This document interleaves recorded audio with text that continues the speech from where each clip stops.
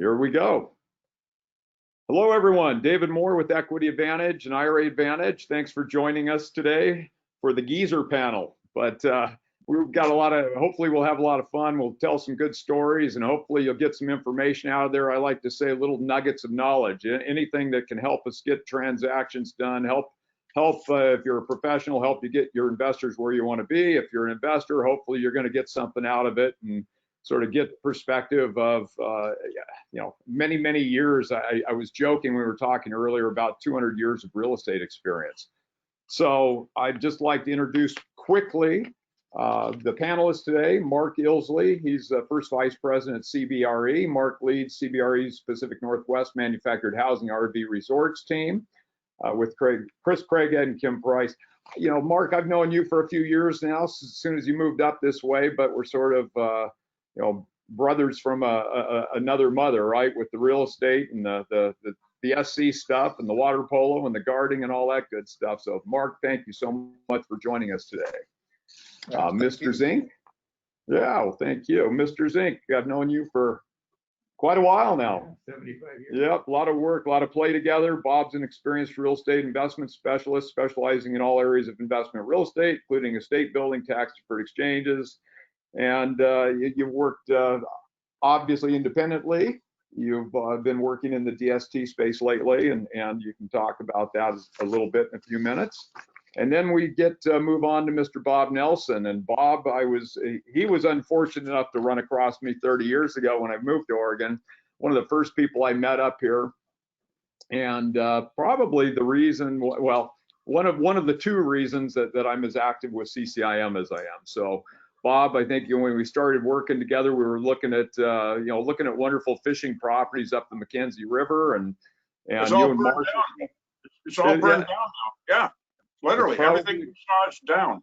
That's a tough deal. It'd probably be a good time to buy up there right now, huh?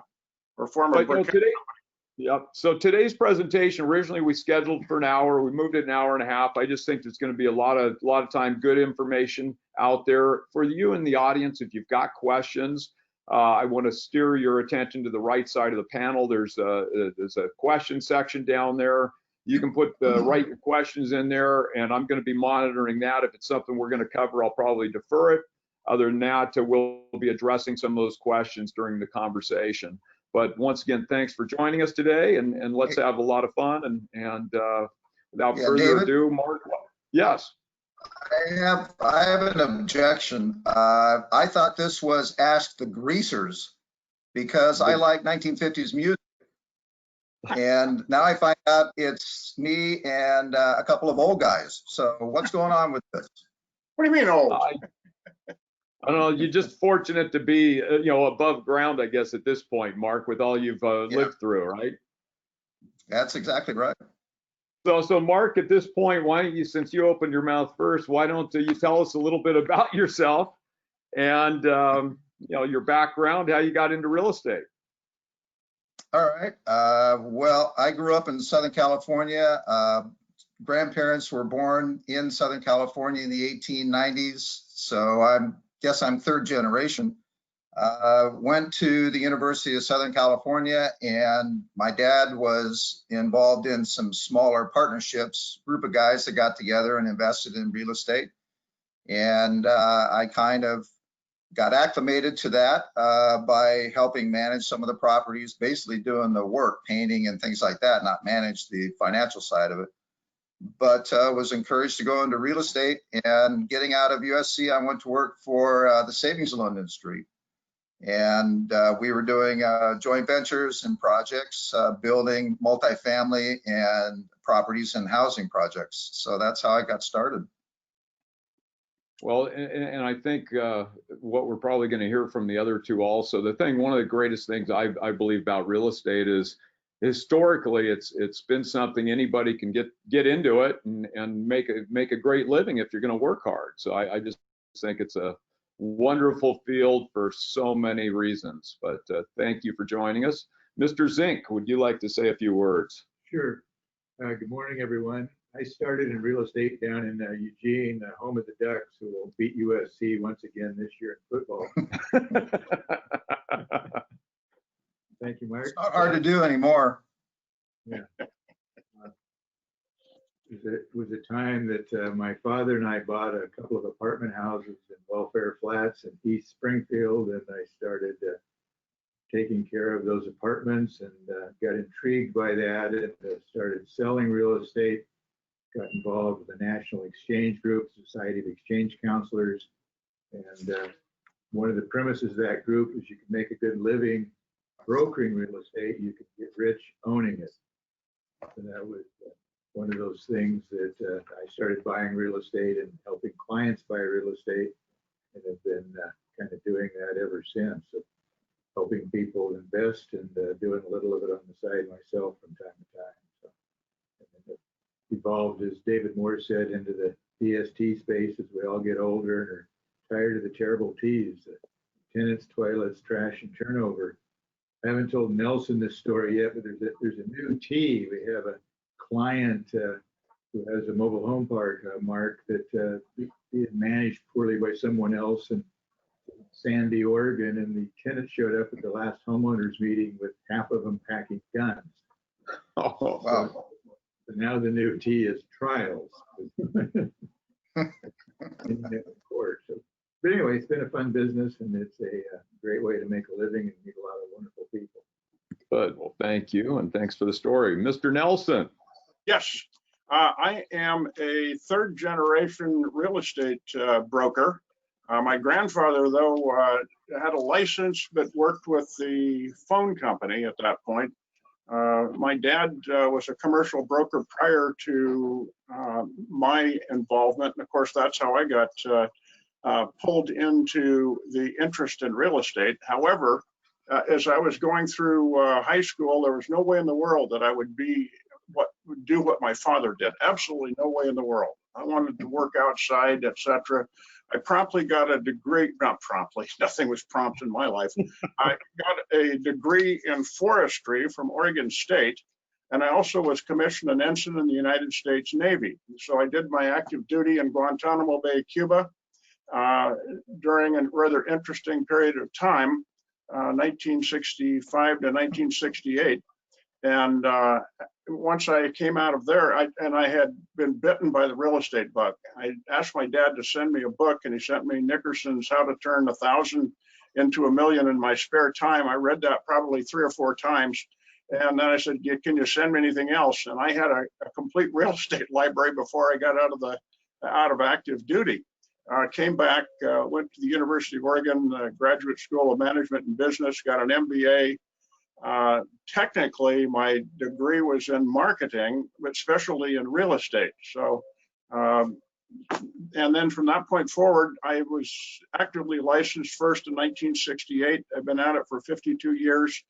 I have a CCIM designation and CRE and a few other things. So the big thing that I enjoy doing is working with individuals and entities to understand, to pursue and maintain financial independence and life balance through the ownership of income producing property. So passive investment, passive income property is my specialty, and the 1031 is my trade name. I'm known as the 1031 guru. Of course, self-appointed, self-anointed, and so forth. But and depending on the outcome of the election here momentarily, I'll probably have to rebrand myself, because one of the participants has announced that 1031 is going to be dust. Anyway, big issues coming up. Vote your self-serving purpose. Is that political enough for everybody? Yeah. So, hey, Bob, you hit on some. We've got, a series of questions we're going to be going through, but I just want to say, put it out there to you three right now. And Mark Illsley, we've talked a little bit about it. You think about the change, everybody on this panel really sort of joined into the real estate world, and you're self-made. You went from zero start to wherever you are today. And that's one of the great things about real estate. I got involved with it because when I was in college, I happened to be, one of my brother's buddies had a tile company, and And you know, this student, I was working in that tile company, and I'll never forget, we're sitting there in PB, Pacific Beach in Southern California, and I'm sitting there on my hands and knees, the hands covered with mud, you know, concrete that is, and this guy rolls up in his shorts and t-shirt and sunglasses on and flip-flops in his little convertible, drives up, tells us to fix this, do that, and drives off. And that was the owner investor. And I go, you know, I don't want to be doing this stuff. I want to be that guy. So that, from that point on, that was sort of my mission. And the thing that's been great for me, you know, I've been in the exchange world for 30 years now. We've been using the exchange for longer than that, but through our professional capacity here, we've seen so many people come into this country with nothing, or start with nothing and end up very, very successful. And that's been one of the wonderful things about real estate.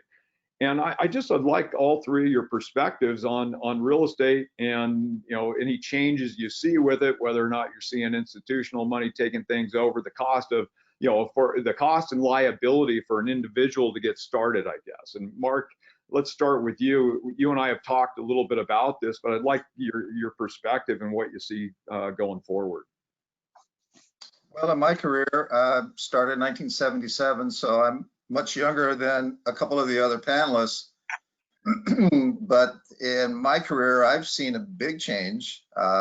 We have, in the very beginning, a lot of the users were the ones that owned the real estate. They were the big corporations, they were the grocery store operators, they were people who owned the real estate. And slowly but surely, investors and investment groups started to invest in real estate. You saw some of the companies or corporations leasing real estate as opposed to owning it, because it was a better use of their cash flow. You saw more funds start to get put together. So now we've been impacted 43 years later significantly by large funds. Even these funds are now coming into mobile home, RV, resort properties in a significant way. We're seeing some of the biggest funds buying mobile home parks portfolios, buying RV parks. It's really changed. So a lot of properties that used to be owned by families because they either built them or bought them because those were the properties they could afford to buy, they are starting to see, depending on what side you're on, if you're a seller, you're seeing opportunity, and if you're a buyer, you're seeing competition. Yeah. So the industry is changing from that one aspect. There are many other changes that are here, but from that aspect, that's what I've seen. Great, thank you. Mr. Zink, you have something to add on that? Well, I think to piggyback on what Mark said, that maybe dialing down a little bit from the investor level, I think as we see investors get started in the business, they buy a rental house to a duplex to a fourplex, something that Bob and I have done a lot of over time. You keep exchanging people upward, and they manage it themselves for a while and then hire a management company, and they work with a management company and sometimes spread into other kinds of real estate. And today, kind of where Mark comes up is, you know, you can invest in some of these larger properties through these institutional companies that are running them. You have the ability to get out of active management, active involvement, and own a piece of institutional real estate in Dallas, Texas, if you want. You know, the reason I mentioned Dallas is because of Oregon, people are leaving Oregon in some areas and then going to taxes that don't have any state income tax. Yep. Nelson will say in a little bit, Uncle Sam is our least favorite partner. Anything we can do to keep what's ours, as David would say, is high on the list. So, but real estate is one of those great commodities that there's size out there for everyone, from a house to a piece of $100 million apartment house, or as Mark said, a mobile home portfolio of 10 mobile home parks. So, unlimited flexibility today. It's a question of how you're going to do what you need to do with it. Yeah. Make a plan. Make a plan. Have a plan and work the plan. So it's interesting, the guy that gentleman, and I think his son's on the call, But a guy named Ron Stash founded a company called Starker Services, but he had a real estate brokerage before. But he always basically said, look, answer 3 questions before you ever buy a property. And if you've been in my presentations, all you've heard me say this before. What am I going to make? How am I going to make it? When am I going to make it? If you can't answer the questions, don't buy it. And the great thing about the real estate is you're not banking on appreciation. That's one of the wonderful things about it. When we're talking about our IRA 401k clients buying property, buying real estate, some of the lack of liquidity is one of the things that people from the outside, say, well, gee, it's not good because it's not liquid. Well, that lack of liquidity adds stability, obviously. But, the bottom line is with the real estate, make a plan, keep it going that right direction. So, Bob, Nelson.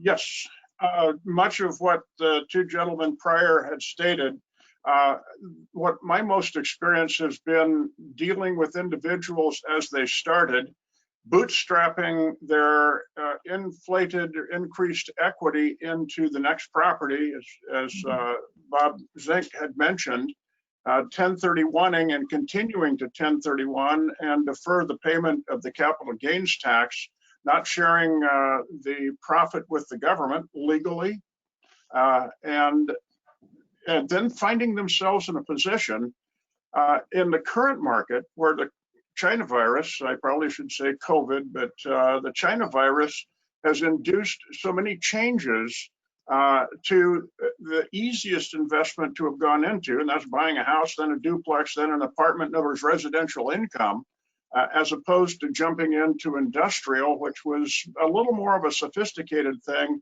from the typical stock investor who finally got fed up with watching the yo-yo go up and down and jumped into real estate. So as this happened, the bootstrapping of their, pulling themselves up by their bootstraps, a term that I use, put them in a position where now they've got a lot of eggs into one large basket, large relative to their net worth. And they're pretty pleased with the apartment complex and the stability of residential tenants.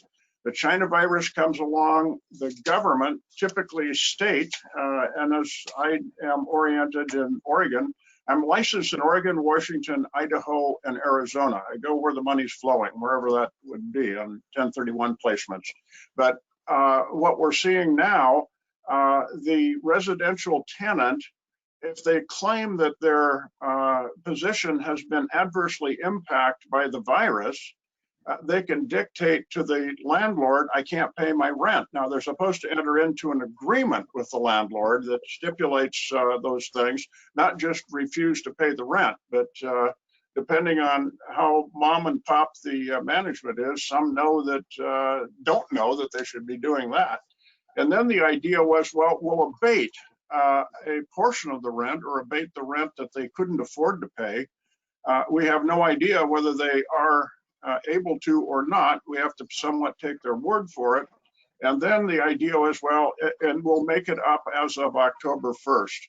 So we went from basically April to October with some deferral. One of my tenants in a 1-bedroom apartment unit is back $2,900 in rent. And I can't legally do anything about it. I've not attempted to test whether it's a valid situation. I just have to accept it.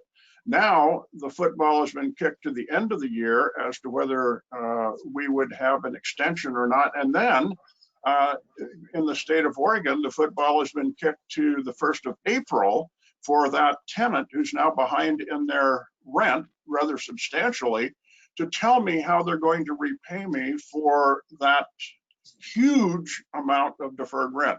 And if they can't pay the monthly rent, I can pretty much tell you that 1 year later, they aren't going to be able to pay 1 year's worth of rent in the next payment. So now it's pieces, and that has caused extreme frustration to a number of the investors that I've dealt with in the past. And they're thinking, I want to get out of that and into maybe what Bob Zink is dealing with, DSTs or passive stuff. Some of the transactions that I'm dealing with are triple net, no-brainer deals where the national tenant guarantees the lease and the payment comes in on the second day of the month. They take care of the maintenance and repair of the property. If the roof leaks, they bring their crew in and fix it because they want to be open the very next day. That has huge, huge, huge appeal as long as that national credit tenant remains dominant and fluent. So anyway, that's what's been happening at my end of the zoo. And again, those that are somewhat mom and pop oriented, still pretty small, but in relative to their net worth, it's huge. Those are the ones that are facing anxiety. And Mark's group, where they're dealing with large corporations that move in and buy maybe 500 units at a time, they're still pretty active because we still have cap rates in the state of Oregon that are fairly attractive. San Diego has maybe a 3% cap rate on apartments. We can still do 5.5 to 6. And that is like heaven. However, the in-migration from California into Oregon has been stemmed to a degree because of the government. So state government and federal government is interfering with the normal real estate market. Anytime there's interference, there is risk. Well, I think Bob said it right there, that's a huge challenge. We're seeing legislatures of all different kinds of states and federal government impacting commercial real estate. Well, and Mark, why don't you just follow up on what Mr. Nelson was talking about with respect to that flow of funds? Because obviously anybody that's selling something, somebody's got to be buying it, right? So who are the buyers? And, you know, one of the things that we want to talk to you about, Mark, was just the flow of funds from California here or elsewhere. And I'll just say, you know, to everybody out there, we've got every day, I've got people calling the entire West Coast moving out of here for things, you know, other places, you know, places that are a little bit more friendly to the property owner than the, you know, the tenant. But Mark, would you like to comment on that? Well, yeah, I'm going to piggyback what Bob and Bob were saying, that for quite a while, we did see California funds coming out of California and moving into Oregon, Washington. I think that trend may be slowing down, if not reversing, because of legislation. For example, in the mobile home park industry in 2014, the legislation passed a law that stated mobile home park owner cannot sell their mobile home park without first telling the tenants that they want to sell it, giving the tenants the right to compete. And that means giving the tenants committee all of your financial information. If they cannot get the money together to buy it, they now have all of your operating information and expenses exposed to the tenants. So that's one thing that, you know, the legislature has done in Oregon. Now we're seeing rent control. We're seeing, you know, the fact that you cannot evict tenants in the same manner that you used to. Legislation is changing in the state of Oregon. So I don't know how much new capital is going to be coming in unless they have the ability to deal with some of these issues. And the big investment firms do. They have such low cost of money and such a huge purse of money to spend. They are, you know, coming into some of these properties and that a normal investor might be afraid of. Yeah, I understand. So sort of following up on that, Bob, Zink, I mean, you know, you talk about investment goals and how they change over the life, their life typically. But the things that Mark and Bob have just described are, you know, things that are on the outside now adversely impacting an individual's ability to run things. And my big concern, and you know, for those on the call, if you take a look at Equity Advantage on our YouTube channel, there's a section on rent control and the issues involved. And they're now 6 months older, so we're going to have to do some updates on them because they keep changing. But my concern is just somebody's ability to actually manage an asset today, the liability, the cost of doing it, the liability of doing it. And it just seems to me that you used to be able to self-manage things, and it's getting to the point where you've got to have professional management in place just to make sure you're doing everything correctly and following those timelines that are out there. But Bob, I'm going to get back to you on that. And Well, yes, David, I think our wonderful government thinks that they can take care of us better than we can take care of ourselves. And of course, we have all these rights that everyone has. And even Bob Nelson and Mark mentioned you can't evict the tenants, you can't raise the rent, you can't sell your park without doing these things. And it's causing money to flow out of the state as opposed to into the state. And I don't see that changing anytime soon. There's always going to be investors to buy. Oregon's still a wonderful place to live. And it's probably not changing in a huge way anytime soon. But as people get older, they're going to look for ways to buy the triple net that Bob Nelson was talking about, or buy a passive investment where they can own a piece of institutional real estate in Dallas or Nashville or someplace, especially in no state income tax states. Recently, one of those providers did a large portfolio of mobile home parks in Florida. All of those tenants are not going anywhere, and it's a no income tax state. So people are moving to where the investment horizons are better, and also where they don't have to deal with management. So Well, also with the no income tax state, if you're still an Oregon resident, you still get whacked. The state, Nevada, as an example, may not tap the income, but as you receive it in the state of Oregon, they want a piece of whatever you received, even though it was in a no income state. So whang. I think there's a number of people that are not familiar with the idea of, if you really want to take advantage of a no income state, you got to move to it. You have to become a resident thereof. For 181 days. But still, it's where the money's being generated, though, too. So I mean, Oh, no doubt about that. Yeah. So you've got to be careful, like with some, for example, the DST offerings. If you've got a DST offering, Delaware Statutory Trust, for those on the call that aren't familiar with it, you might have a single asset, or you might have a portfolio of properties scattered across, hopefully a state, but if it's scattered across a series of states, you're going to have a tax return for each one of them. So that's something you need to be able to, take care of. correct.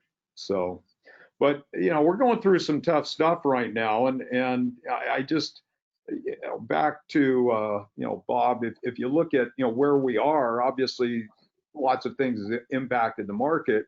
And you were starting to talk about Texas, some of these other places, but we haven't talked about a recession. And during the last crash, I started speaking on recessions, recessionary investing. I actually had somebody in a presentation upset with me that I said that R word. And I said, well, okay, so hypothetically speaking, if this was to happen. And my concern is, Bob Nelson, you commented on the election. I think everybody out there needs to be aware of things that, 1031 is got a bullseye on it, as does the stepped up basis on passing, and also increased capital gains. All three of those things, you think about one real estate transaction, all the people that are in that income stream that the government's getting tax revenue from. If 1031 goes away, you're talking about a 100-year-old tax code. So, right. But I've gotten very tired through the years of having to fight for its survival. But, if we're looking at a recessionary type of approach, let's say hypothetically we're doing that, we go forward into next spring, and as Mr. Nelson said, all this rent's been deferred. And my position is, if it's not there to be spent, paid right now, as you stated, it's probably not going to be there then. And then we're going to now have a situation where the property owners, where a lot of them, people look at real estate investors as these wealthy people that typically they're cash poor. They might have a lot of assets out there, but they're living off the income. And a lot of them have lost that income through this period of time. So, well, one other thing, David, not to interfere with your flow there, but a number of investors owning at least the residential income properties found it was very productive to refinance in the last 3 years. Interest rates all of a sudden, I've been at it for 52 years. I've not seen a 3.2% long-term interest rate on an apartment complex. And we just got a quote on that. They're like, holy mackerel, this is amazing.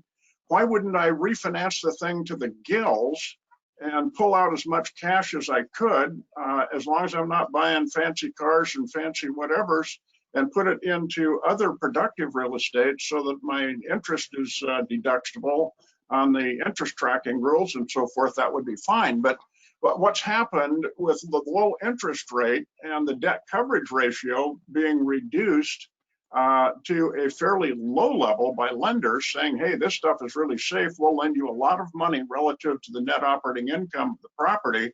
What happens now with those things that were refinanced 3 and 5 years ago? Because the balloon payment on the commercial stuff that comes due in 10 years is now due in 5 years. What's the chance the interest rate is going to go from 3% to 6 or 7%?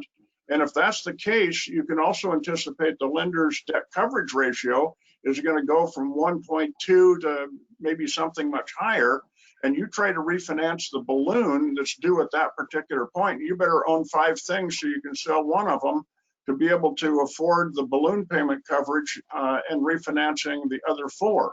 So I see that as being a rather interesting thing that could occur that people aren't necessarily thinking about. And I guess you don't need to think 5 years down the road if you're as old as we are. Hey, that becomes an issue. But that's a good point. And, you know, as I said earlier with those 3 questions, but, you know, we like to know where somebody is today, where they want to be in 2, 5, or 10 years. So right. we've been talking a lot about all the stuff that's sort of negatively impacting the market here. But, you know, obviously there's opportunities out there. With every change comes opportunity. And you know, it's just a question of how you identify those opportunities. And you know, it just gets harder to do, but that means the people that want to work hard are going to have great success in it. So, you know, with that said, I mean, you guys have all been through, I've been through recessions in the past, and you work through it. We're all still here. But, you know, Bob Zink, why don't you tell, you know, you've got a story about finding opportunities in a bad time that I think is a pretty novel, you know, maybe you use a drone these days to do it, but why don't you tell a story of how you were making lemonade out of lemons in a prior period of time? Well, a couple of recessions ago, when you couldn't make a living or do a deal in Oregon, I got an opportunity to go to Texas and work for a land syndicator that bought pre-development land. Their model was to take a freeway out of town, usually going north. Curiously, towns historically will grow north if there's no barriers created by mountains and rivers, like Portland has a river to the north. So they'd go to where the freeway was being developed up and all the interchanges, go to the next interchange and buy land there. And they would show that land to investors with helicopters. You can see how growth would. We're coming in one day from one of these tours and going over a part of Dallas. And this is kind of when the S&L crisis was going on, and there was lots of problems. And my associate, I kind of was in charge of land disposition. He was in charge of money raising. And he said, you know, I'd love to find a deal on a home in this market. And I looked out the window and looked down and said, there's one right there that you can buy cheap. And he goes, how would you possibly know that? And it was in the middle of summer in Dallas when it's 110 and the pool wasn't blue, it was green, which meant somebody owned it that wasn't taken care of, and probably a bank. So we set the helicopter down in a cul-de-sac, went over and got an address. And long story short, he bought that house at a very favorable price from a bank. But the point of that is be kind of flexible and look for adversity. Look for problems that you can solve. Look for something that's going on out there where you can be a problem solver for a situation. There's always somebody, you know, today, are there people struggling owning real estate? They've got people, as Bob Nelson said, that aren't paying the rent. They're worried that that's going to happen. Maybe a retail shopping center that tenants have moved out. The second largest shopping center in San Diego County went into foreclosure last week in San Diego County. Yeah. Well, stuff like that's going on at all levels. So there's opportunity in these times, as David said, where we can make lemonade out of lemons. So Can I find a problem? piggyback on Robert's comments? You bet. Definitely go for it, Mark. Yeah, well, I'm seeing in the client base that I deal with, and it's private client, I just happen to to focus on mobile home and RV for CBRE, but I have experience in retail and medical office, et cetera. In 47 years, like these other guys in 50 years, you can't touch all kinds of, real estate. But that being said, there was a study done that said $68 trillion of assets are going to trade hands in the next 20 to 25 years. A chunk of that is commercial real estate. And that's basically assets that, for example, my parents, when they passed, they left assets to 4 kids. 2 of us have, in our family, have over 40 years of experience in commercial real estate, but there are many families whose kids don't know that their parents even owned real estate, or if they did, they don't know why they bought it. They don't know how much they were getting. All of a sudden, these family members or beneficiaries to estates are, handed checkbooks that, may have millions of dollars a year coming to them that they weren't aware of. They don't know why the real estate was bought. They don't know anything about it. This is an issue that I think people on the phone, either if you own real estate, educate your kids. You never know how long you're going to last. But the other side of it is, for us brokers, there's a huge group of people that need consulting. They need experience. They need people to help them, through the process, whether it's to sell it, and several of them are, but whether it's to hold on to it, how do I hold on to it? And building relationships by being a consultant, I think, is something that's going to be more opportunistic for people because of this transfer. So Mark, we've discussed several times, I mean, just leapboarding off your estate planning or moving from generation to generation. You've got some families you've worked with through the years that it's just getting them to talk and understand at all or appreciate what's there, right? And then what's possible going forward. Exactly. Just, helping, especially on the parent side. Growing up in Southern California, it was a very small community when I was a kid. Orange County, Inland Empire, San Diego, the population basically, has gone up by 5 or 6x. But some of the longtime families, 3 generations ago, when my grandparents were born, they owned a lot of big chunks of land, and there was some significant wealth that's been transferred. Some of the families told their kids about it and have kept their kids active. Others haven't. That's something that we can look at as an industry and try to help the private clients or the private families that, need that consulting, need the help. Bob Nelson, would like to add anything on that?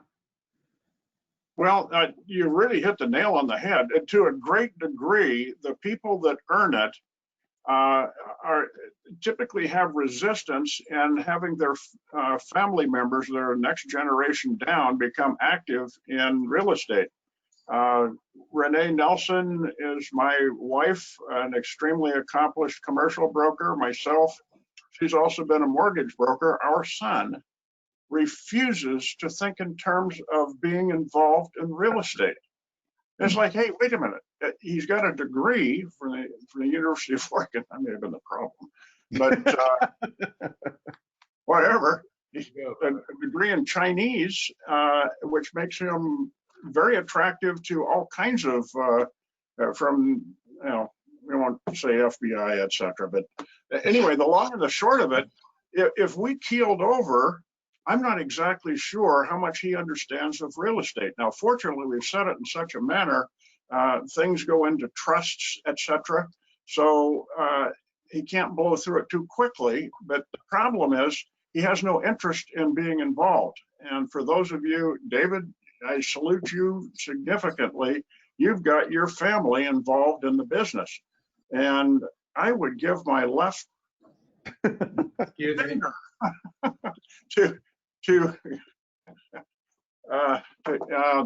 Mark, you've got an outstanding point, and there's a huge market for that. In part, though, in a number of instances, I've seen that those who are most susceptible to having earned it and the next generation blows through it, they're not necessarily aware that they need to train the next generation. President Trump is amazing. He's got his entire clan going in the business, which is perfect. But a whole bunch of people do not. And if somebody died, particularly if it's the person who's in charge of the real estate dynasty, the person who they are espoused to, either life partner or married or whatever the term would be, they freak out and they say, we need to liquidate it all. And it's like, no, this thing has been created to produce an absolute magic cash flow machine.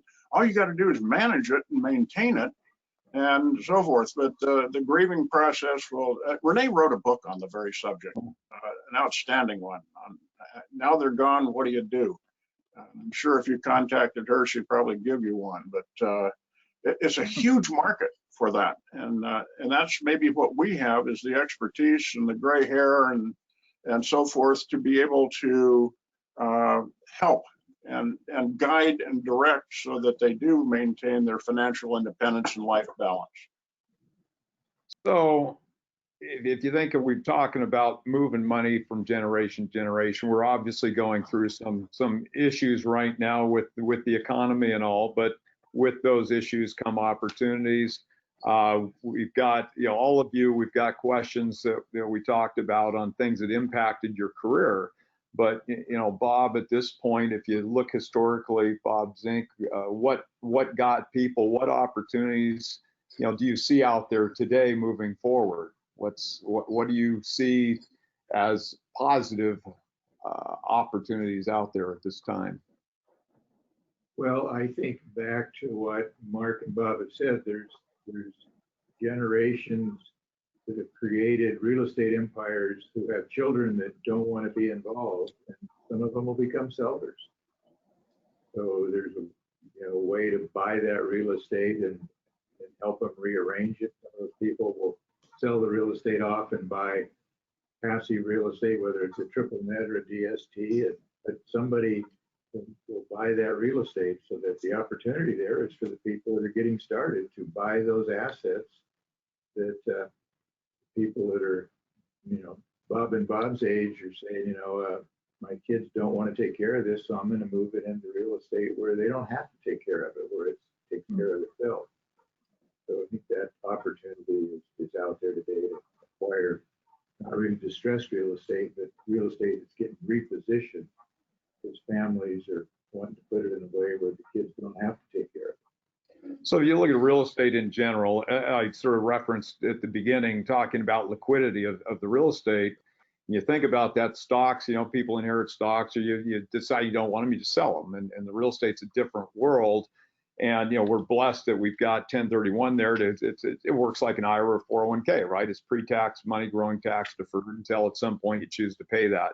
But, it's a way to snowball this stuff. And we all hear the ads on the radio and see the ads on TV, people flipping properties. And that's something that's more like a business, but it's an opportunity. It's a way for people to get started and get into things.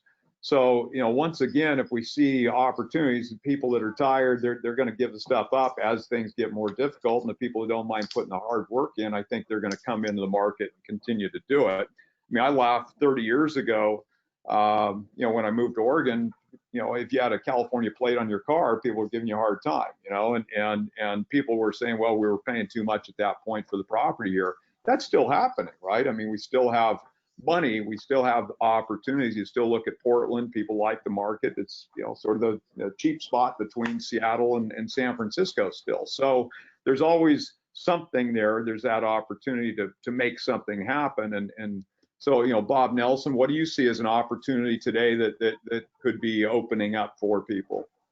Well, one thing that I would look at fairly closely, depending on what you read and what you believe may happen in the worldwide economy, some are suggesting that a few years out, we are maybe looking for, I know you don't want to talk about negative things, but negative things create opportunities. If there was a worldwide recession, certainly the United States would be part of the situation, and we better go back to polishing what we knew. As an example, Bob Zink and I are pretty familiar with 1980 through 1984. It was a recession that lasted a horribly long period of time. And those people that owned real estate in a number of instances had to get out for a number of reasons. And you better understand seller carried financing. And you better understand the tax implication of seller carried financing, how to make it safe.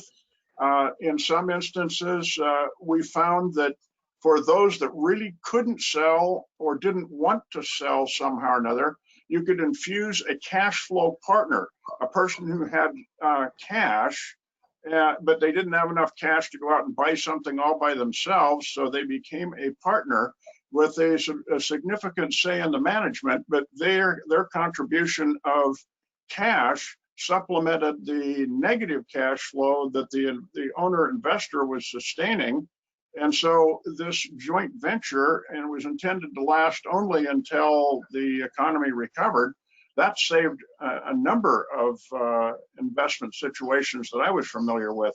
But again, seller carried financing. Right now, it's so easy to say, all I got to do is sell it. There's 1,000 lenders that want to make loans.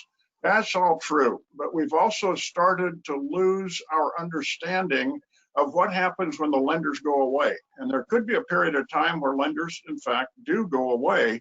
And we better understand how to deal with real estate at that particular point. And that's where you look at the old geezers and say, hey, how's it done? And well, exactly, Bob. That's the thing. You've been through it before, and that's the thing I love about talking to you guys. We'd sit down and figure stuff out pretty quickly on things. Yeah. We might not come out with the best answer, but I guess I've got two quick comments on what you just said. Number one, it is really important that people understand installment sales, because a lot of times I hear people think, well, gee, if I don't get a principal payment, I'm not going to have any tax exposure. If you've got a leveraged investment that's got depreciation on it, you're going to pay tax on debt relief, depreciation recapture in the year of disposition, whether you get a principal payment or not. So it's really important people know that. My second comment is that, actually, one last thing on notes. You can use a note in an exchange. It's not a problem. It just makes things more difficult. But don't let anyone tell you can't do a seller carryback with an exchange. My second comment is, if we go back to what you said about the recessions in the past and selling an interest in a property, I think people that want to get into a venture, they've got to look at whether they want to be debt or equity in that venture. And if they want to be the lender, obviously we've got lots of people with IRA 401k funds that are self-directing just for the development world. A lot of that money is a lot of development is being done that way these days, just because of the red tape of the banks. But if we wanted to have somebody come in, let's say you had a project, you needed a cash infusion, and the people wanted to be an owner of the asset, instead of selling them a piece of it, triggering gain for somebody, an easy solution would be just create a new limited liability company that the taxpayer property owner contributes the asset, and they're going to receive a membership interest attributable to the equity in it. At the same time, the money needed to joint venture is going to come in, and that investor is going to receive a membership interest attributable to cash contribution. You didn't trigger any gain because nothing was sold, and now you've got the cash inside the deal to make things better.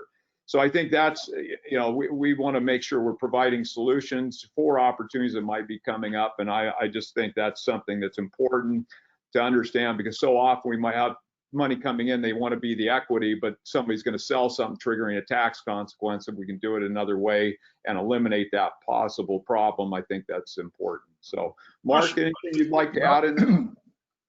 Yeah, I've been in this industry for a long, long time, and I didn't understand half of what David Moore just said.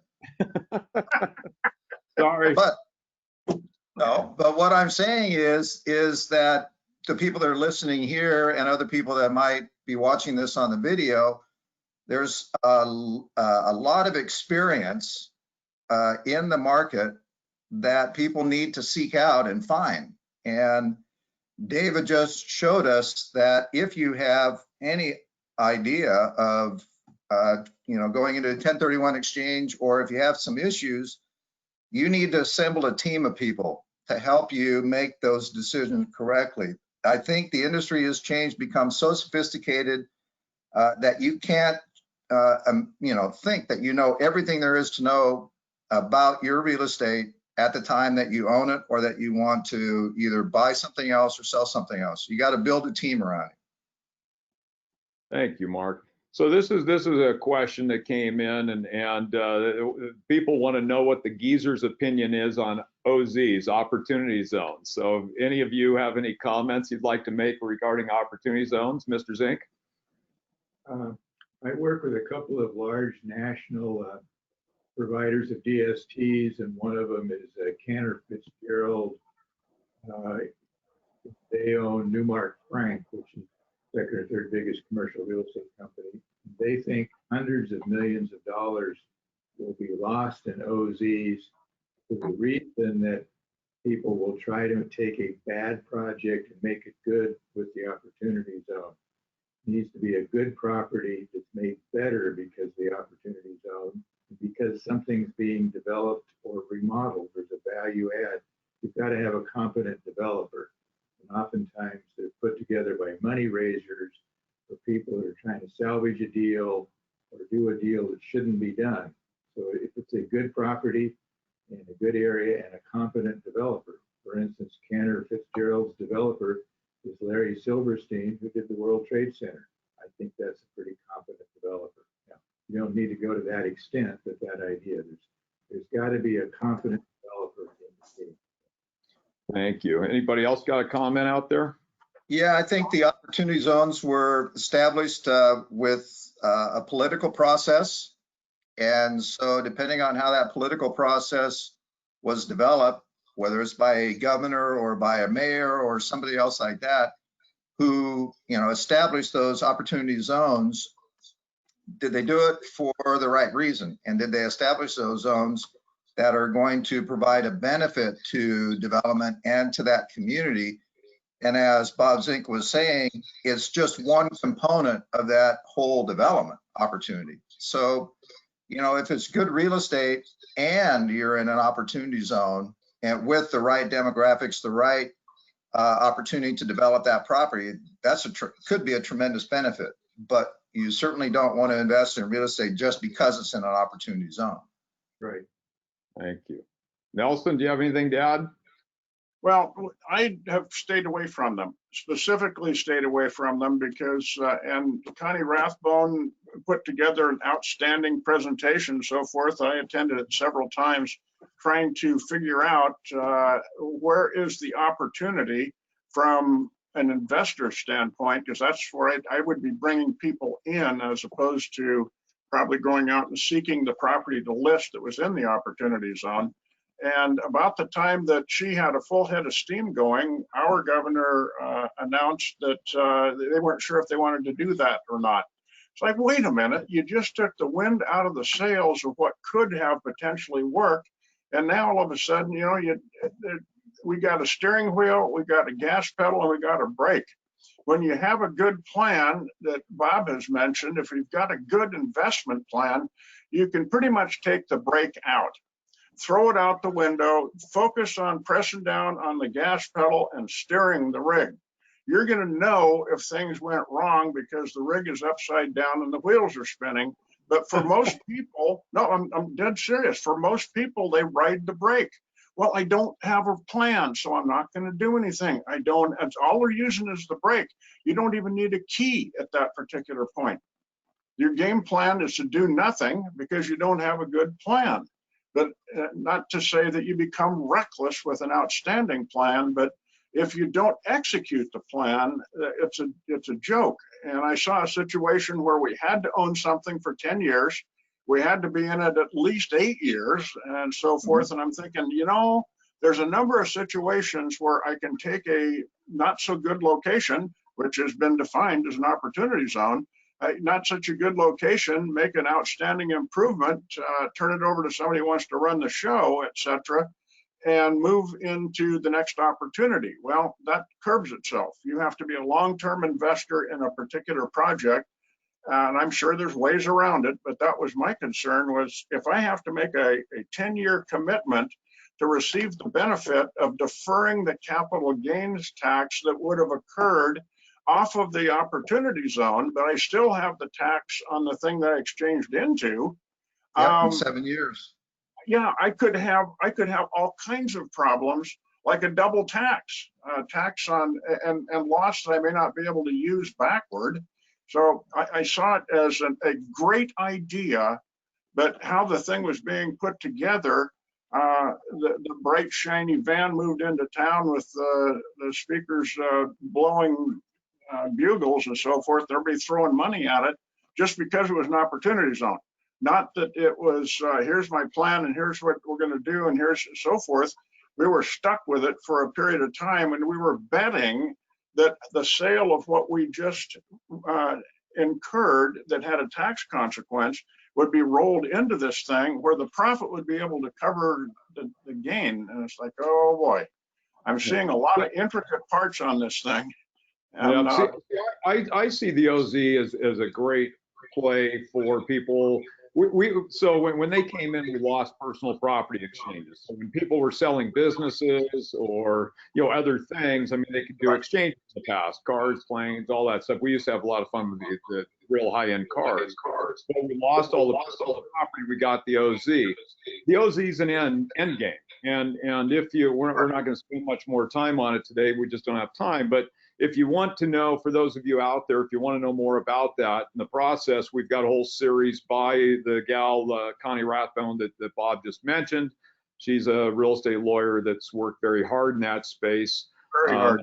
With another gentleman that's in the tax community, Mr. Alexander. But anyway, we've got a series of videos on our YouTube channel. You can take a look at it there. But two comments on it. One, it's as good as any development is, right? So you got to understand you're in the development world. It is an end game. There's no way out afterwards. But if it's a great project, you have a wonderful opportunity there. It's almost like a Roth IRA after you've got into it. But it's not a fallback for 1031. And so I think it's critical for everybody out there to understand that if we went back a long ways, 20 years ago with the exchange world, somebody wanted to terminate a transaction, we terminate it, give the money out. And we can't do that. We have to fit within what's called the 1031 G6 rules, which means that a taxpayer can only get money out of an exchange after they've purchased everything they have the right to buy. So at that 45th day, and keep in mind the OZ, the opportunity zone, only has 180 days. So if you're looking at it as a fallback, you have to terminate your exchange at that 45th day. If you've ID'd properties, rescind the identification. If you're planning on buying something, make sure you're identifying only what you're going to close, and that way the residual funds can leave the account after you've closed that. So if you're looking at an OZ as a fallback for a 1031, terminate the exchange at the 45th day, then you're going to get access to the money. But if you don't do that, and this is going to fall back to you guys, everybody on this call too, what happens if you're out there hunting, you're in an exchange looking for property, and you get outside the 45th day and you identified something just in case? Now you find the perfect property and we're on day 60. I can't give you the money. So once again, look at that 45-day ID period in today's world, because the 1031 G6 rules say, as I stated, you can only receive funds when you've purchased all property, you've received all property you have the right to buy, which is at no time prior to the 45th day, and only after the 45th day, when you've purchased everything you have the right to buy. So, we can't legally give you your money until day 181. So that OZ, if you want it as an option, you've got to make sure you're ensuring your ability to get into it. All right. So, with that said, Mark, what's something that, one of the biggest impacts to your commercial real estate career, and as far as how you made the lemonade out of it?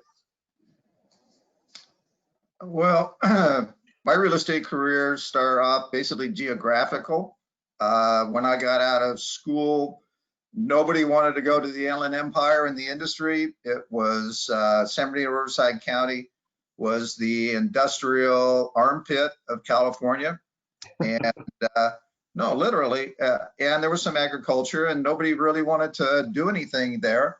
I happened to have been moved there from Orange County by, my father.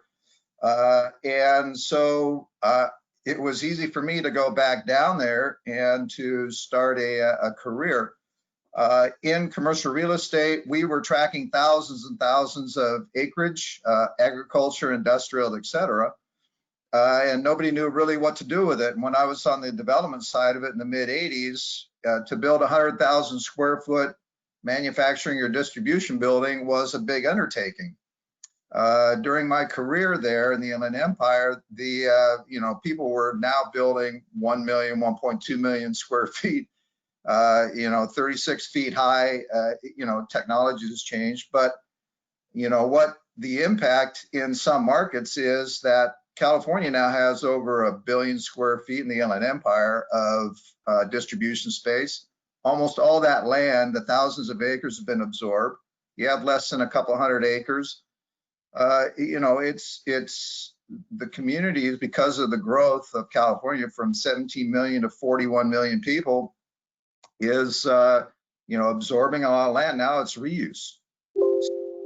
And now that we're also having changes in retail, changes in all kinds of different property types because of the economy, because of COVID, because of technology, I think people's careers are going to be established by reusing or repurposing real estate that was already previously developed. So that's going to be a huge impact, I think, moving forward in some markets. So it's interesting, Mark. You talk about the value add component, and I mean that's what I was always taught to. Take the guys that mentored me. Development's scared, so we were always looking at redevelopment. So take something and know it and know what you can make out of it, right?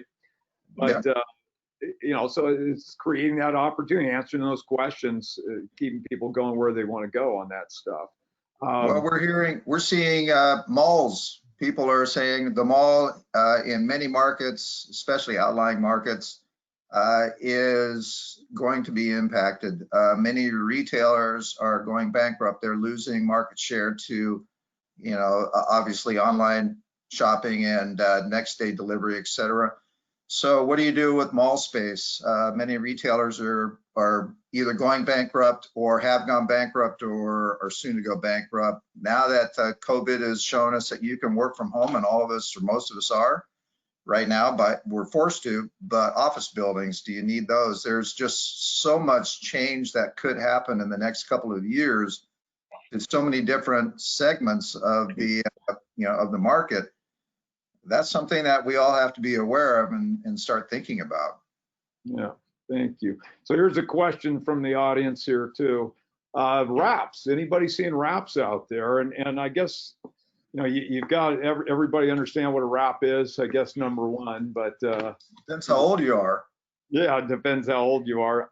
And Michelle, I've never seen banks really approve wraps, and most of the time it just sort of seems like it happens. But are you guys seeing anything in that space going on right now? Do you expect we'll see it? No? You really have to look at each one of your loan covenants to see if they're even allowed. Yeah. Well, clause 17. Yeah, they're probably not allowed in the loan covenants, but so you got to look at who's at risk in that situation, and start talking about whether you do an exchange with a wrap and how's that work, and I guess I'm gonna, I mean, the bottom line is I've never seen one formally approved. It just sort of happens, and then if somebody makes an issue, you've got a remedy period, you got to fix it or it's going to go away, right? So that would be the issue. But I wouldn't be surprised if we start seeing stuff or selling, per the existing financing. Bob Nelson, you had a comment? Well, you want to get into what's a stock sale, what's an asset sale, and does that in fact become an alienation? Restated, my entity owns the property and I sell you my entity, I don't sell you the property. Have I alienated the loan?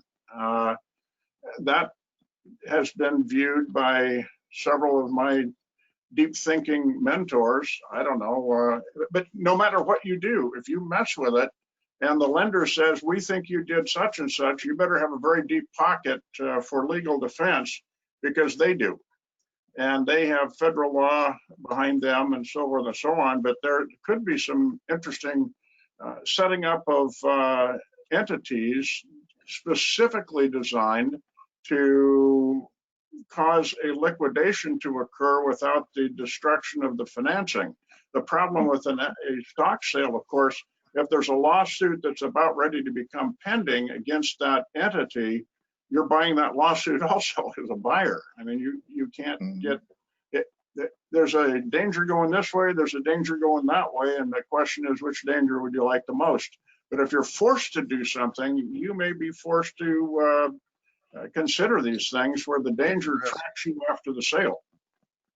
So I think once again, you bring up a great point. You said it earlier about a team of professionals. This stuff, the world's getting very, very complicated.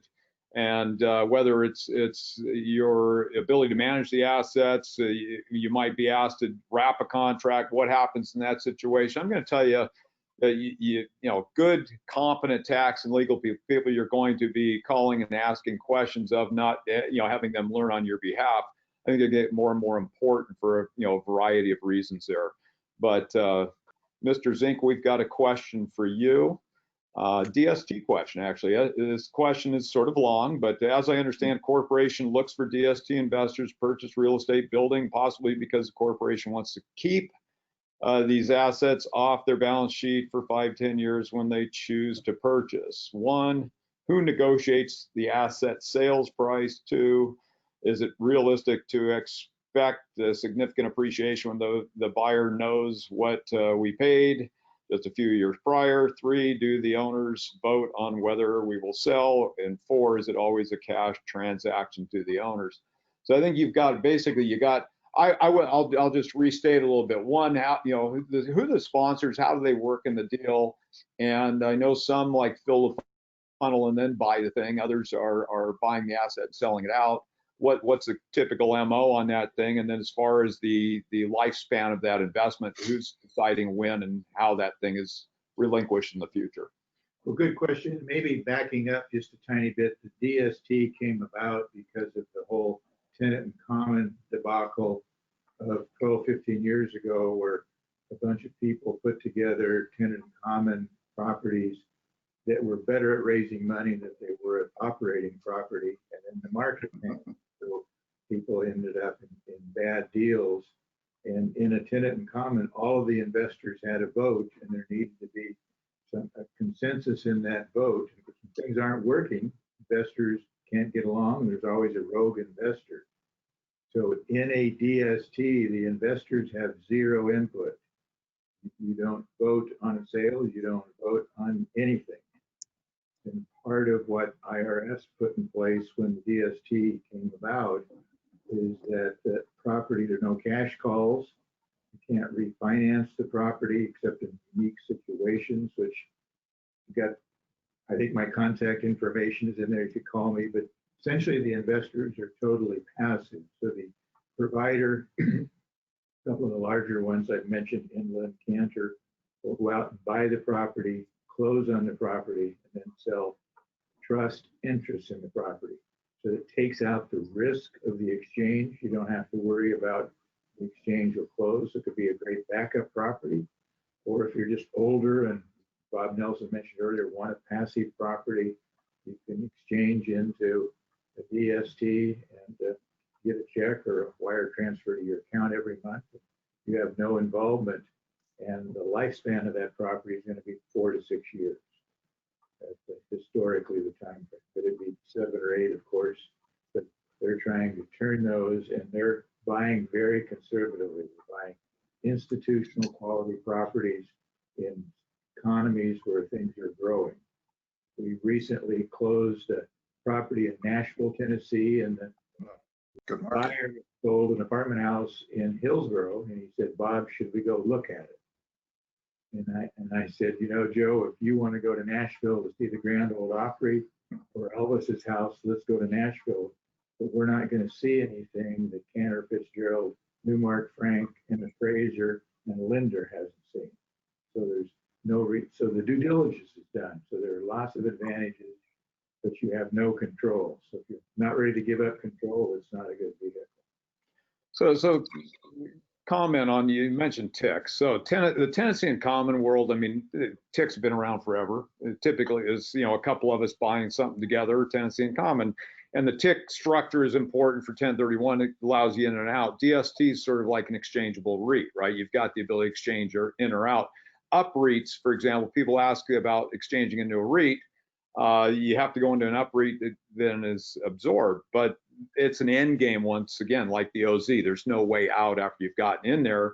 Where the TIC or the DST, you've got the ability to get in and get out. So people ask me, well, you say there's no way of getting in or getting out. You can get in, you mean get out, but you have to pay the tax. You're saying yeah, get out. exactly. So that's why I said, Bob, it's an end game. You're going to get into that UPREIT, but there's no way to get out without tax exposure, is what I meant. I'm sorry. Correct. But if I look at TIC versus DST, and you made the comment, these are assets that are stabilized. So the tenancy in common institutionally offered TIC stuff that we see is typically value add. They're doing different things. So you're going to see different structures. TICs are still there. I'm not going to say the structure's bad. It was the sponsors that were bad, which leads me to this statement. If you're going into these things right now, my advice is work with a sponsor that was, that's been through the crash before. Don't work with somebody that's new to the field that doesn't have the deep pockets to take care of it. So just keep that in mind. Whatever you're buying, it's important that you understand what it is and who they are. So I had a question on, and this just out to everybody.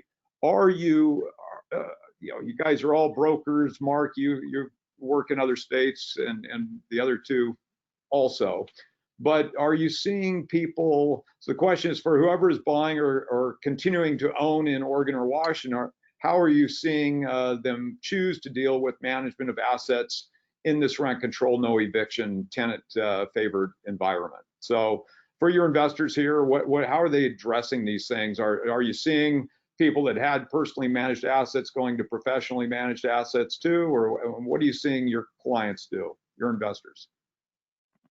Well, I'll start off. We're seeing investors here in Oregon more concerned about all the potential changes, not only nationally, but statewise with legislation, et cetera. And because of all the new rules, they are reaching out to professional property management companies now, which is adding to their cost, but it's potentially reducing their liability.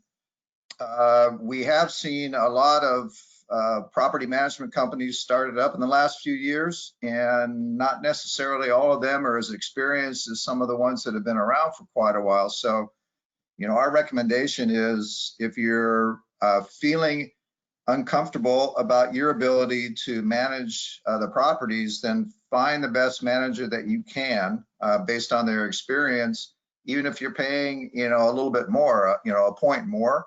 For somebody, that experience is definitely going to give you comfort level, and it's going to give you better operation, potentially even give you better value at the end of it, because they're going to be able to, either recapture all of the expenses that are supposed to be recaptured, or they're going to certainly manage the property better as far as the tenants who are in your property, whether it's doors or whether it's commercial. So yes, we are seeing people more anxious about owning real estate in not only just Oregon, but California and Washington. All three states, and I have licenses, are trying to outdo each other as far as impacting the ability to run your property, to sell your property, and to enjoy your property.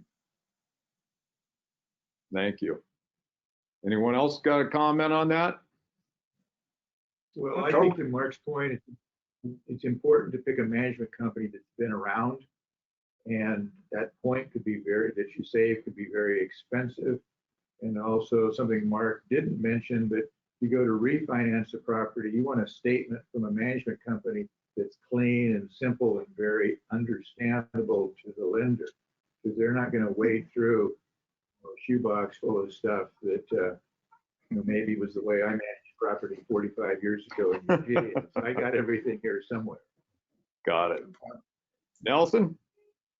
What I'm seeing also is, as people attempt to escape California, Oregon, and Washington, as they're all in lockstep on how to screw up the real estate market, several of my guys are heading to the Boise area, Idaho, and also portions of Las Vegas, and portions, they're also considering certain parts of New Mexico and Phoenix off and on. So it's interesting.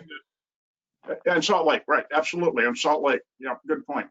there's a lot of stuff coming out of Salt Lake. The real interesting issue is once you're in a position where you have given up the property that you have grown accustomed to, you've decided you don't want it for some given reason, but it most likely was being reasonably managed. At least you understood the management issues and you understood the locational issues. You just have decided, I no longer want to be here. I want to be someplace else. And if you don't figure out a good management plan, you could be getting into a real interesting bag of worms. Cap rates, as you slide over into the Boise area, you can knock about 100 basis points off of apartments. I mean, there is such a demand for apartments in the Boise area, 4.5 caps. And that's if you can get somebody to wiggle at all, because there's so many people attempting to go in that particular direction with large doses of capital.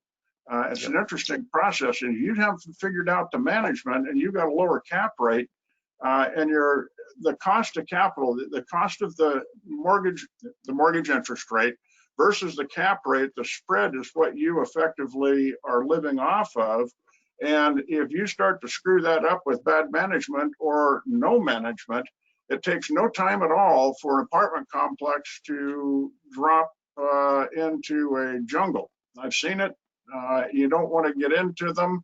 If you buy them, you got to figure about 2.5 years to clear the jungle. The jungle being the tenants have taken over. They're not going to do this. They're not going to do that. In one instance, and this was a number of years ago, I think it was the recession of 80 through 84, there was one in Salem, Oregon, that my partner at that point and I went up to look at because a bank owned it and said, hey, listen, if you can figure out how to do something, we will reward you handsomely. We went up to take a look at the thing, and it was a 2-story, several buildings side by side with catwalks between them and so forth. The catwalks were all dry rotted. My partner weighed about 280 pounds, and I went about 260, still do. And I looked up and I saw that he was about ready to step into a piece of total dry rot. I said, stop. And he did, fortunately, over near the edge. But tenants had knocked holes. If it was a 2-bedroom unit and they wanted something larger, all you had to do was kick a hole through the wall between 2 interior units. Now you got a 4-bedroom apartment. There were fires in the middle of the living room for cooking pork and beans or whatever. I mean, it can turn really bad really fast. It took about 2 years of ignored management to take a reasonably nicely located apartment complex into something that was a total jungle. It was pretty amazing. And you got to pay attention to the management, because anytime you're squeezing down the spread between the cost of capital and the cap rate, and you get that thing squeezed too far, if this thing isn't really humming, it'll go backwards so fast that you're not going to know what to do about it. Well, I think sometimes the management company forgets who they're working for, right? I would agree. I would agree. Well, The job's to maximize the value. Yes, Mark. To Bob Nelson's story there, even if properties are very well managed, they have great tenants, they are, 5-star properties. If you're buying a property at today's very low cap rates and it's based on interest rate driven leverage, whether it's 60, 70, 75% in some properties or more, we have to be very cautious about what could happen in the next 10 years. And if you look at the analysis, and I've done these for a lot of clients, with a 1% increase in your cost of debt, you're going to bring up your cap rates by more than 1%. Because we have either rent control or our leases now are at 1% or 2% increases per year instead of 3 or 4, you cannot recapture the value loss based on just a small movement in your cap rate. So, you have to really take a look at what could happen in the future when you're buying real estate and determining, as you've said before, when do I get out of it, as part of your plan. And we used to underwrite those properties in the 90s, not 1990s, not 1890s, 1990s, where we underwrote what the next buyer was going to do with the property. And you don't do that anymore. Yeah. Right. how we were getting out of it when we were underwriting these investments, and what was the incentive of that particular buyer who's buying you out of your investment, and when, and what are they going to be able to make? Highest best use, right? I'm sorry. Highest best use for that property valuation, right?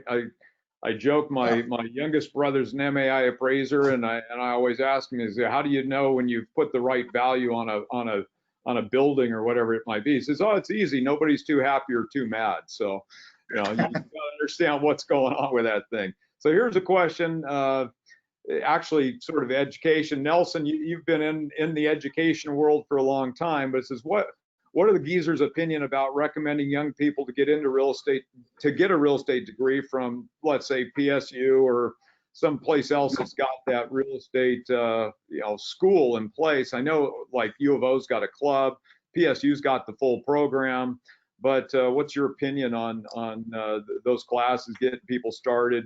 And obviously, I would say that since the three of you are active with CCIM too, that's basically education also. But for young people wanting to get started, what's your advice for them? If they have the financial capacity to get that type of education, that is fantastic. If they don't, and we're talking formal education at an institution, if they don't, get involved with the best producer of whatever interests them. If it's development, get involved with a developer. If it's management, get with a management company and so forth, but get involved and start to learn the ropes. It doesn't come quickly. None of us were born knowing it. I'm third generation, but I wasn't born knowing this stuff. In fact, I hated it until all of a sudden I discovered I really loved it. So, you know, it's an interesting thing. But be patient, be patient. You don't necessarily make $1 million in your first year. My wife indicated that she wanted to become involved in real estate at a very young age because they all drove expensive cars and made $1 million. And I'm thinking, not sure who she was talking to, and if she thought she was marrying, boy, what a mistake that was. Here we go. Anyway, the long and the short of it, get involved, because it's going to have a huge capacity of employment, of vocational pursuit, and financial enjoyment in the future. That's not going to be eliminated. If anything, it's going to become more sophisticated, more complex. And the more that you know, don't just go out and sell a house and say, okay, I know it all. Become deeply involved in the education. I will take probably 6 hours of education.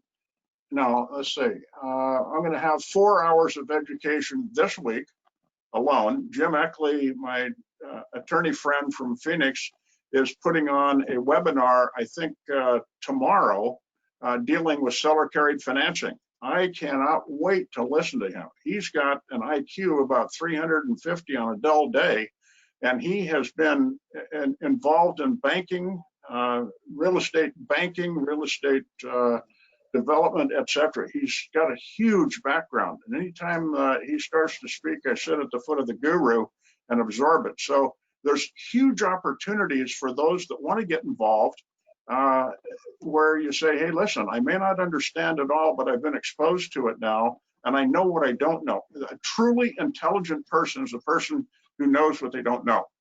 And I know what I don't know, and that's okay with me. Because I can let everybody else have that part of the market. Yeah, David, CCIM has education programs that are online and in person. And my family was involved in real estate. I was involved in savings, loans, development, et cetera. Went to USC graduate school, also real estate.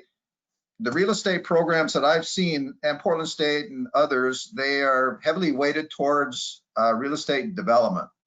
Right. And the investment sale side of real estate has really come into its own since the early 1990s. I needed more experience, I felt, because I wanted to move out of development into investment sales, and so I got my CCIM. We had to take a lot more classes back then than they do now, but there's more education for people before going to CCIM. There are other programs that give you, very good education as well now that we're online more. But definitely people need to, reinforce their current skill level with more education every year. Thank you. Bob, anything you'd like to add? I think the other thing that one can do is join in marketing and exchange meetings. The CCIM group has a group together. Bob Nelson and I ran one for years down in Eugene, the old CID group. And then as you advance on to two large national organizations, the Society of Exchange Council, national NCE group. So there's groups out there you can become part of where you learn things, there's classes, but you create opportunities to mentor with people, which Bob mentioned earlier. I want to be in management, so there's management people in there and you can meet them and get close to them. So find people you can be around, and they're often in these marketing and exchange groups. So one thing I've got, my son is, my youngest is a son, he's a junior in college, and we're talking about where he's going, what he's doing with things, but he's taken lots of econ and finance, understand what you can do with money, your money, other people's money, all of it, and to pile it up. Money. So what was that, Bob? Your money. Yeah, my money. Well, hey, if you can spend it better than I can, that on good things, go for it. But I just, a lot of times people ask me how I got started in this stuff, and it's like I jokingly say I didn't know any better, right? So, you get into things, a fresh perspective often is a great opportunity for people. And we've got other questions that came in. I apologize, we didn't have time to get to them. We will be addressing, if you submitted a question, we didn't address it online, we will be responding written. So you'll be getting that. Everybody out there is going to get the contact information for the panelists today too. But why don't we start off real quickly, Bob? Why don't you wrap up, Bob Zink? Anything you'd like to say? We've got 5 minutes till this is supposed to be over, so I want to get your closing remarks from all three of you. Well, it's a great business, and I would, if you get started or if you want to go in a different direction, get a mentor in that area. You paid lots of money to go to college, you can be a mentor or work with somebody and probably do that for free, or maybe even get paid along the way. So get a mentor in the business. One thing we haven't touched on, but sometimes people say, well, how do I buy that first piece? That's that little 4-tenant shopping center. You got a real estate fee, leave that in the deal and go get 3 or 4 people that you know that want to invest. There's more money out there wanting to invest than there are people who do the work. So you be the manager, you buy it, leave your fee in, and there's a way to get started owning real estate. It's great advice. Mr. Nelson? I think the most important thing to do is to think through a process that I would call a real estate investment strategy. You could call it a life plan, whatever you want, but my focus is totally on real estate. And if you put together the real estate investment strategy, if you use military terms, goals and strategy, tactic, and then it's pretty easy to, I've come from a modest military background.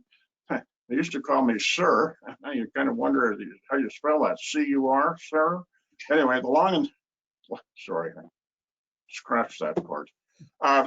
It's really important to at least write down what your plan is. Everybody's got a plan, and it changes daily depending on what TV show or what newspaper you read. Keep your mind focused, absolutely focused on good material. I don't watch the news. I do not watch national news. I get glibs on the screen and so forth. I don't, negative stuff bugs the crap out of me and stymies my ability to think positively. Keep your mind focused on what works, because only positive thinking gets a solution, period, end of story. And if you can't keep a positive mindset, change whatever's happening that's causing you not to have that position. then work the plan. It's simply work the plan. And there's frankly, there's nothing to getting rich in real estate. It's not a get rich quick scheme. For some, maybe they've discovered a get rich quick scheme, but it's a get rich slowly, steadily, pretty much surely. The only time you lose is if you sell in a recession. Don't put yourself in a position where you have to sell in a recession. Just simply expand, continue on your game plan. There's nothing wrong with adjusting the game plan, but again, form a plan and work the plan, and simply with discipline and a plan, you will have success. Thank you. Mark. I'd like to close just by saying, get involved with an organization, whether it's online or in person. Meet people who are in the industry. Even, you know, you've got 4 old guys here who have been through quite a bit, but I am partnered with a junior partner who's, you know, younger 30s, who is got a lot of energy, has a lot of intelligence, even though he went to the University of Oregon. Hey. He is, you know, very, very smart in today's technology. So, you know, I bring some experience, you know, with the old aspects of commercial real estate. He's bringing the new ones in, and we're learning from each other. And that's the, you know, the one thing I've enjoyed about, you know, working with you 3 guys and people at CCIM is I'm learning from people all the time. And even though I've been in it for a long time, not as long as the 2 gentlemen with me, I still value everything that I'm hearing and take some of that and you know, use it in my career. So that's the main thing that I want to close with. Thank you, Mark. Well, it's been a pleasure to have you guys on board today, and hopefully we answered more questions than we created. But I'd like to put it out there to the audience. If you've got a topic you'd like to know more about, you'd like to see a webinar on, please let us know. We're trying to get as much content out there to people as possible, get them aware of what's out there and educated to, at least to the level that they're aware of it and know the basics of it. You know, my deal is you've got professionals in your life and you want to use those professionals, and these 3 are 3 of those professionals. But, you know, your tax people need to know that you're selling something before April 14th, right? So if you're buying or selling things, talk to your tax people, your legal people. The way you buy stuff is going to dictate how you give it up in the future. And vesting is one of those biggest headaches we've got in the 1031 world. So, you know, I am where I am because I'm a, you know, a half full guy. I like to see the opportunities and go for them. I think, you know, the 3 guys that we had join us today are people to make things happen.